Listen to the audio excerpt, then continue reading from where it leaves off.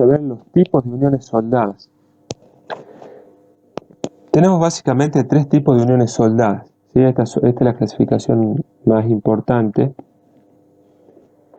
Tenemos a tope, ¿sí? A tope, como se ve en el dibujo, de filete y de tapón o de muesca, ¿sí? O sea, vemos la primera, que sería a tope, dos piezas unidas mediante una soldadura en el borde, ¿sí? Se pone, como dice el nombre, a tope, ¿sí? Sería una vista en corte y una vista en planta o una vista superior, ¿sí? La segunda, de filete, ¿sí? Vemos que sería una unión traslapada, yendo a lo que habíamos hablado de unión abulonada, algo similar, ¿sí? Traslapada, o sea, tiene un solape, digamos, entre las dos piezas a unir, y se realiza una soldadura en el borde de cada una de las chapas, que vendría a ser el cordón de soldadura, ¿sí? En el tercero, que sería de tapón o de muesca, se trata de que en una de las chapas a unir, ¿sí? Supongamos que tengamos dos chapas y también la solapamos, y en una de las chapas a unir tiene una perforación, tiene un agujero, ¿sí? Bueno, se puede hacer un cordón alrededor del perímetro de la perforación, ¿sí? En la cual se unen los bordes de la perforación de la primera chapa, la chapa de arriba superior, y de ahí se une por contacto con la cara de la superficie de la chapa inferior. Esa sería de muesca. Y de tapón sería que tenemos una perforación y la rellenamos completamente con soldadura. Ese sería de tapón.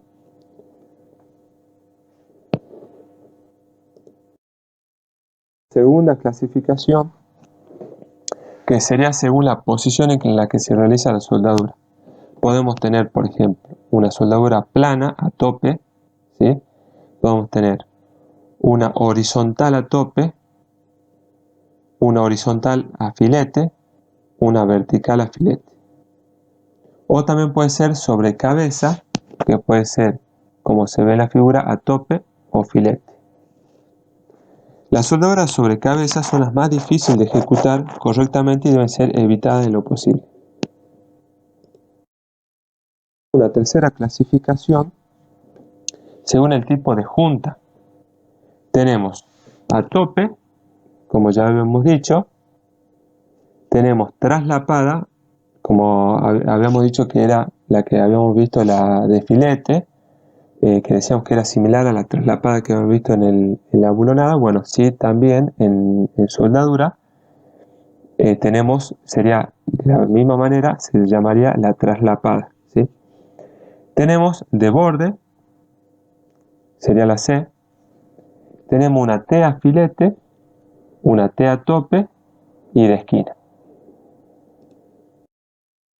Pasamos a ver la calidad de la soldadura y qué debemos tener en cuenta para controlar la calidad de la soldadura. Vemos un primer aspecto. Primero, un primer aspecto que sería con la imagen que se ve en la diapositiva. Lo que primero hay que ver es de proyectar uniones con posiciones que permitan una fácil ejecución y no generen estados tensionales complejos. Se deben evitar en lo posible los cruces de cordones. Por ejemplo, siguiendo la figura, en el caso A, al enfriarse se generan estados biaxiales y en el caso B, triaxiales. Tanto en el A como en el B, que en el A es biaxial y en el B es triaxial, son estados de tensión que pueden producir una rotura frágil. Los triaxiales, o sea el caso B, son los más peligrosos y no son aceptables. Una solución al problema, a este que estamos mencionando, tanto en el caso A como en el caso B, que al existir este cruce de cordones de filete, es la indicada en la figura C. O sea, se hace una interrupción en la esquina donde tiene que pasar el cordón para que pase el largo del cordón. Entonces no tenemos cruce de los cordones de soldadura.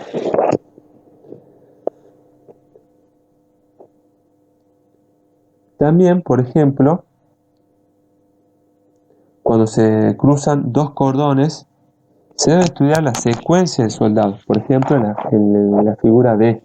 En la figura D se muestran dos secuencias de soldados, ¿sí?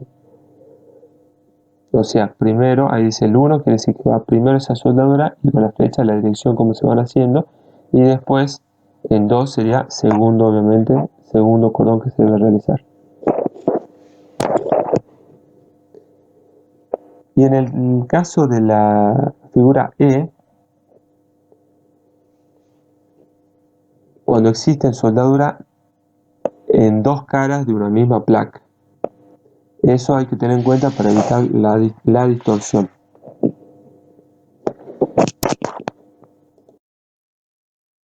Siguiendo con la calidad de las soldaduras, decimos que hay que elegir correctamente el electrodo, la intensidad de corriente y la técnica de soldado a utilizar. En secciones de mayor espesor se inducen tensiones residuales mayores por la necesidad de aplicar mayor cantidad de calor. En secciones muy gruesas es necesario un precalentamiento de las piezas a unir. El operario soldador, como habíamos dicho, debe ser calificado para el tipo de soldadura a ejecutar. Y después en la figura se ve qué es lo que no debe presentar una soldadura. No debe presentar grietas, poros, socavación, falta de fusión, penetración incompleta, inclusión de escoria,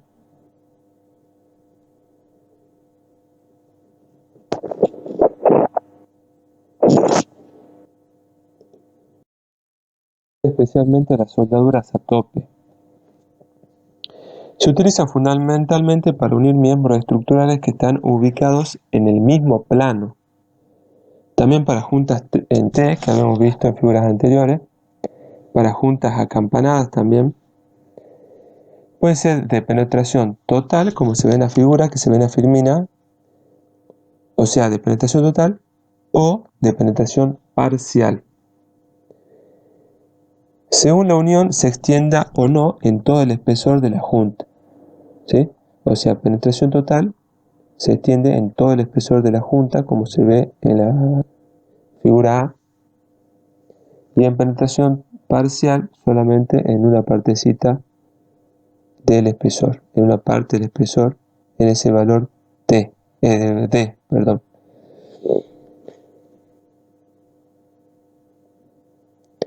En general es conveniente ejecutarlas con sobremonta, como se ve en la figura C, para contrarrestar la disminución de sección por poros u otros defectos y para facilitar el trabajo del soldador. La sobremonta varía entre 0,8 mm y 3 mm. Sin embargo, en estructuras sometidas a esfuerzos de fatiga, es conveniente eliminar la sobremonta por pulido posterior para evitar la concentración de tensión.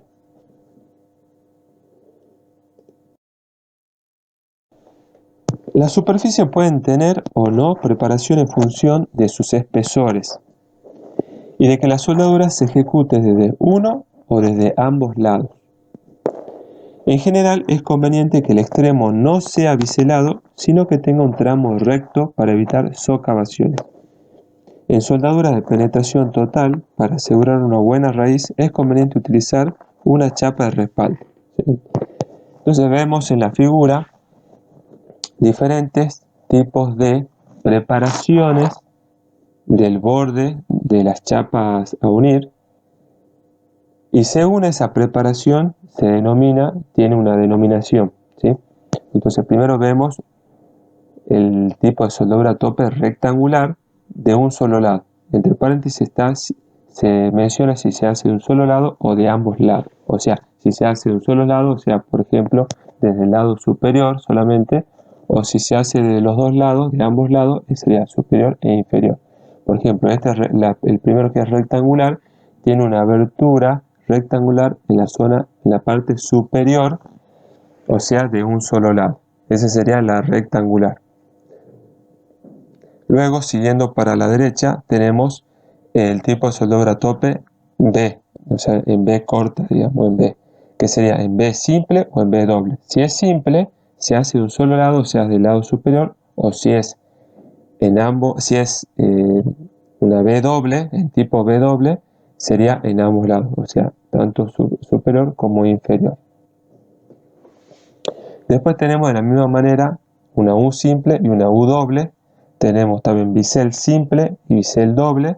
Tenemos J simple, J doble. Y después, hay un esquema, que es lo que decíamos, para tener una buena raíz, se debe colocar una chapa de respaldo.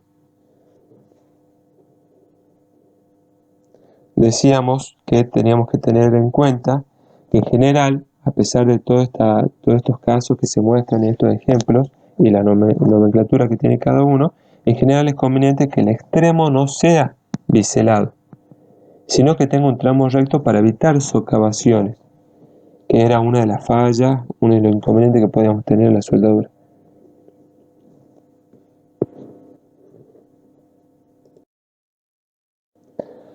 Definimos unos parámetros a tener en cuenta. Primero que nada tenemos el área efectiva de la soldadura tope, denominada con la letra A sub W. Es el producto de la longitud efectiva por el espesor efectivo de garganta. Entonces surgen dos parámetros aparte, que serían la longitud efectiva, por un lado, y segundo, el espesor efectivo de garganta. Entonces, el área efectiva de la soldadura a tope, A sub W, es el producto de la longitud efectiva por el espesor efectivo de garganta. Primero decíamos entonces que sería la longitud efectiva. La longitud efectiva, denominada L sub E, es el ancho de la parte unida. Y luego teníamos el espesor efectivo de garganta, simbolizado con la T minúscula sub E, que en penetración completo total, como se ve en la figura, es el espesor de la parte unida más delgada. Y en penetración parcial, como se ve en la figura, es la altura del chaflán, que sería el valor D.